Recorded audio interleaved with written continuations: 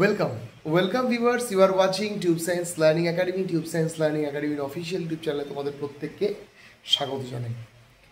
ভাবতে পারছো আজকে এই ভিডিওটি আমি করছি কারণ আমার মনে হয়েছে অত রংচং মাখিয়ে কথা বলে কোনো লাভ নেই।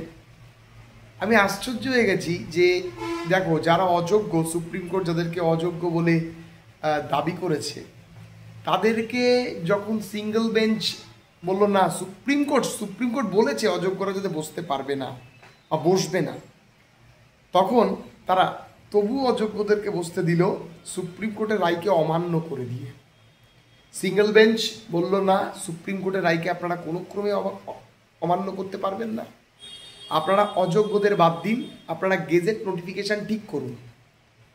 তুমি আজকে আশ্চর্যজনকভাবে একটা কথা ভাবা যাচ্ছে যে রাজ্য সরকার অযোগ্যদের জন্য যাচ্ছে ডিভিশন বেঞ্চে।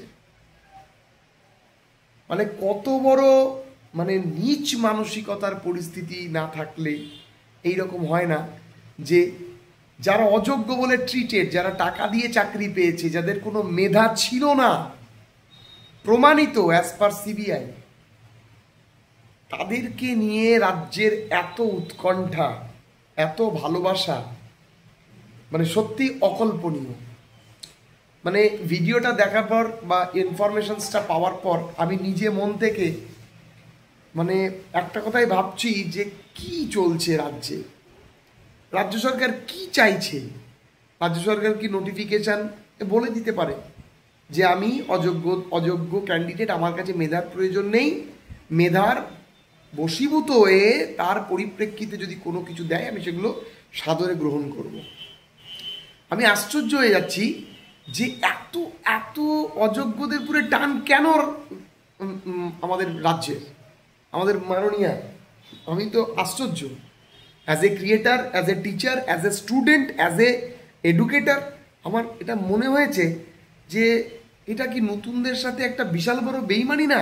2026-16 যারা 26,000 ক্যান্ডিডেট, যেখানে মোটামুটি আমরা দেখতে পাচ্ছি যাদের পুরো কোনো রকম দাগিতার চিহ্ন নেই, তাদের হয়ে কোনো সওয়াল নেই, তাদের হয়ে কোনো কথা নেই, একদিন ডেকে বলে দেওয়া হলো যে আপনারা চিন্তা করবেন না, আপনাদের চাকরি যাবে না।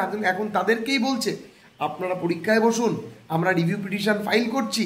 আরে রাজ্যের রিভিউ পিটিশনের দিকে যদি ছাত্রছাত্রীরা বসে থাকে তাহলে রিভিউ অ্যাকসেপ্টই হবে না। আমি বলছি, আমি কথা বলে যেটুকু বুঝেছি, রাজ্যের রিভিউ পিটিশনে কেউ অ্যাকসেপ্ট করে বসে নেই।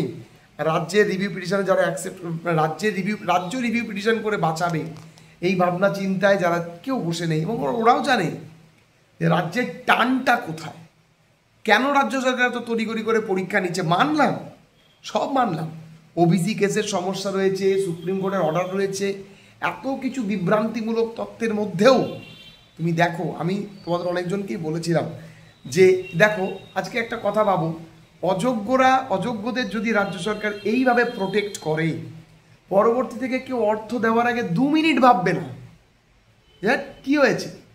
আমাদের পাশে রাজ্য আছে, যোগ্য যারা মেধা দিয়ে চাকরি পেল তারা আজ বঞ্চিত, তাদের পাশে কেউ নেই। একটা জিনিস দেখছো, আধ্যাত্মিক দিক দিয়ে বলা যেতে পারে ঘোর কলির প্রভাব চলছে। তার কারণ তুমি দেখো, যেখানে অন্যায়কারী, যেখানে দুর্নীতিপরায়ণতা, যেখানে ন্যায়হীনতার কাজ চলছে, সেখানে কিন্তু সবাই তার পাশে দাঁড়িয়েছে। যেখানে জেনুইন ক্যান্ডিডেট, যাদের বৃদ্ধ বাবা মা আছে, খুব কষ্ট করে পড়াশোনা করেছে, ফার্স্ট ক্লাস গোল্ড মেডেলিস্ট, ভালো সাবজেক্ট নিয়ে পড়াশোনা করে হাইফাই কোয়ালিফিকেশনের রেজাল্টের ছেলেপেলেগুলো চাকরি পেয়েছিল, শিক্ষক শিক্ষিকারা চাকরি পেয়েছিল, তাদের নিয়ে কথা বলার কেউ নেই। কি পরীক্ষা আসলে রাজ্য সরকার চাকরি দিতে চায় কাকে? মেধাকে না অন্য কাউকে?